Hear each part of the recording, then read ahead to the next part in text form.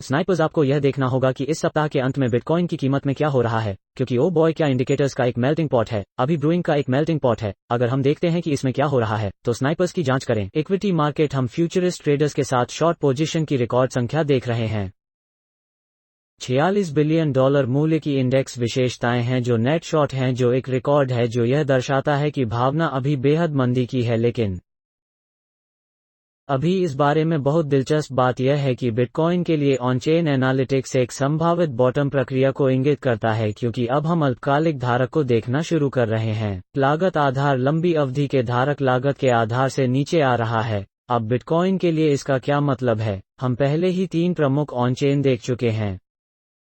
संकेतक पार कर गए, जो कि deep value cross, delta cross और पाई साइकिल बॉटम है, जो पिछले बिटकॉइन बॉन्ड के लिए नीचे के संकेतक थे। लेकिन अब हमारे पास है लागत के आधार पर क्रॉसिंग, और अतीत में हमने लागत के आधार क्रॉसिंग के 4 से 5 दिनों के भीतर एक नीचे देखा है। इसलिए अब बहुत कुछ सभी ऑन-चेन संकेतक हमें बता रहे हैं कि हम बिटकॉइन के लिए संभावित रूप से नीचे आ गए हैं। लेकिन क्या बिटकॉइन वास्तव में इस सप्ताह के अंत में नीचे जा रहा है?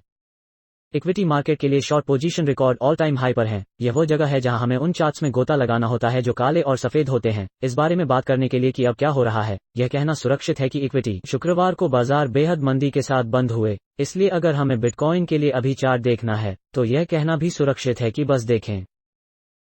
जून से वार्षिक चढ़ाव का परीक्षण करने वाली यह SP 500 साप्ताहिक मोमबत्ती बिटकॉइन संभावित रूप से सप्ताह को बंद करने के लिए एक ही सटीक काम करने जा रही है, जब तक कि बिटकॉइन संभावित रूप से सप्ताह को बंद करने के लिए एक ही सटीक काम। कुछ असामान्य तब तक होता है जब तक कि हम एक डिकॉपलिंग नहीं देखते हैं। जिस तरह से गुरुवार को हमने इक्विटी बाजारों के खिलाफ बिटकॉइन का एक डिकॉपलिंग देखा था, लेकिन यह कहना सुरक्षित है कि बिटकॉइन सबसे अधिक सही बंद होने की संभावना है। इस 17,000 से 18,500 के स्तर के आसपास और इक्विटी बाजार के बंद होने के तरीके के बारे में बहुत दिलचस्प बात यह है कि एथेरियम के चार्ट के आधार पर ऐसा लगता है कि एथेरियम के लिए यहाँ संभावित रूप से बहुत अधिक नकारात्मक पहलू हो सकते हैं, क्योंकि आप देख सकते हैं कि हम जून के निचले स्तर से बहुत दूर हैं। इस सप्ताह के अंत में वास्तव में 1000 अमेरिकी डॉलर से नीचे आने के लिए एक थीम के लिए टेबल पर है, और यह वास्तव में इंगित करेगा कि बिटकॉइन चार्ट का उद्देश्य 20 सप्ताह के मूविंग एवरेज से नीचे टूट रहा है और फिर भी 65,000 सातोशी से नीचे का उल्लंघन हो रहा है। इसलिए ये केवल ऐसी अवधारणाएं हैं जो संभावित रूप से इक्विटी बाजार बंद होने के तरीके के आधार पर तालिका में हैं, लेकिन चार्ट पर काले और सफेद रंग के आधार पर तालिका पर हैं। अभी यह है कि बिटकॉइन 20,000 के साथ एक प्रमुख प्रतिरोध के रूप में नीचे की सीमा के अंदर है और 17,204 एक प्रमुख समर्थन है। इसलिए यह वो जगह है जहां हम अस्थिरता की उम्मीद कर सकते हैं अगले 24 से 48 घंटों में आने वाले साप्ताहिक नजदीक। और फिर जब हम देखते हैं कि एथेरियम के साथ क्या हो रहा है,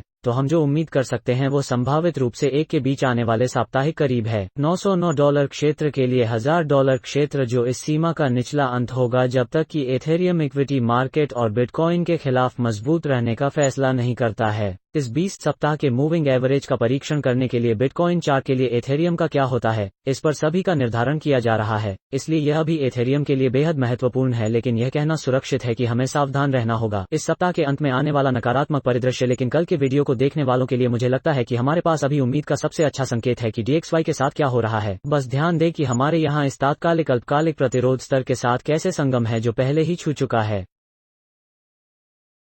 इस अपर ट्रेंड के शुरू होने के 3 बार बाद, और यह इस अधिक मैक्रो स्ट्रक्चरल रेजिस्टेंस लेवल के साथ कॉन्फ्लुएंस को दिखाता है जो 2008 का है, और यह सब DXY के लिए $114 क्षेत्र के आसपास आत्मविश्वास दिखा रहा है। इसलिए मुझे लगता है कि यह देखना बेहद जरूरी होगा DXY के लिए 114, क्योंकि हम जानते हैं कि यहाँ प्रमुख प्रतिरोध है, और अगर DXY यहाँ सबसे ऊपर है तो यह संभावित रूप से नीचे का संकेत दे सकता है।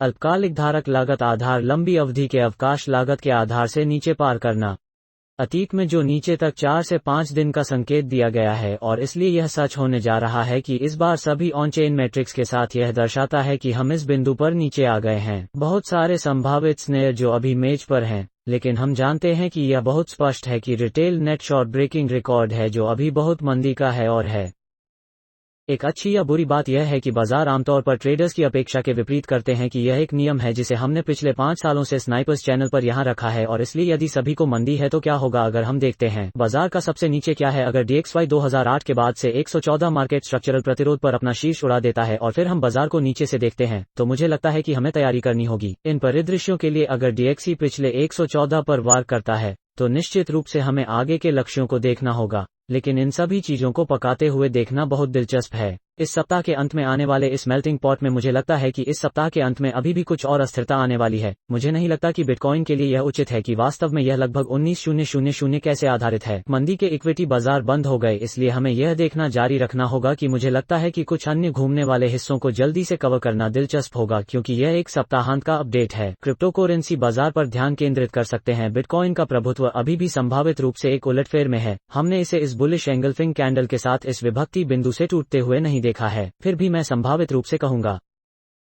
शुक्रवार को एक बार फिर से उलटफेर के शुरुआती संकेत, विक्स में 9% की बढ़ोतरी हुई। इस संरचनात्मक प्रतिरोध को तोड़ना यह दर्शाता है कि रविवार के फ्यूचर्स बाजार में कुछ भी नहीं खुलने से पहले क्रिप्टोकरेंसी बाजार के लिए टेबल पर अधिक अस्थिरता हो सकती है। जासूसी के खिलाफ बिटकॉइन के साथ चलते हुए मैंने इस वीडियो को शुरू करने से पहले इसकी जांच की थी। यूरो से यूएसडी ने सप्ताह बंद करने के लिए प्रमुख धक्का देखा और इसलिए इन सभी चीजों से संकेत मिलता है कि DXY है बेहद मजबूत और टेबल पर अभी भी संभावित नकारात्मक कदम है। लेकिन एक बार फिर इक्विटी मार्केट और बिटकॉइन ने अब तक CPI डेटा को चरम पर रखा है और याद रखें कि एक संभावित बॉटम पैटर्न है। ऐसा हो सकता है जिसे एक डबल बॉटम कहा जाता है, जहां हम चढ़ाव का परीक्षण करते हैं लेकिन हम चढ़ाव का उल्लंघन नहीं करते हैं, और यह अभी भी मेज पर एक संभावित परिदृश्य है। बेशक वे बुल्स को अपने ऊपर रखते हैं, पैर की उंगलियां उस वार्षिक निम्न के शर्मीले होकर इस करीब आ रही हैं। अब सभी भालू कह रहे हैं कि ओह, यह किया गया सौदा है, वार्षिक चढ़ाव टूटने वाले हैं, लेकिन हमें सभी संभावनाओं को ध्यान में रखना होगा और इसलिए एक डबल बॉटम अभी भी टेबल पर एक संभावित नाटक है। आइए देखें कि स्नाइपर्स क्या होता है। यह कम से कम कहने के लिए एक दिलचस्प सप्ताह होने जा रहा है, लेकिन हम अभी बहुत से लोगों को कम देख रहे हैं। बहुत सारी मंदी देख रही है पूर्वाग्रह, और यह आमतौर पर तब होता है जब आप देखेंगे कि बाजार हर किसी की अपेक्षा के ठीक विपरीत है। उम्मीद है कि यह उन बिटकॉइन बुल्स के लिए आशा की एक झलक थी। आइए देखें कि स्नाइपर्स क्या होता है। हम इंटरनेट पर नंबर 1 क्रिप्टोकरेंसी चैनल पर हमेशा की तरह आप लोगों को अपडेट करना जारी रखेंगे और याद रखेंगे, YouTube एल्गोरिथम के लिए लाइक बटन को स्मैश करें। इस वीडियो को लपेटने से पहले मेरे साथ सूर्यास्त का आनंद लें और अगली बार स्नाइपर्स होने तक मैं आप लोगों को बाद में स्नाइपर्स आउट करते हुए देखूंगा।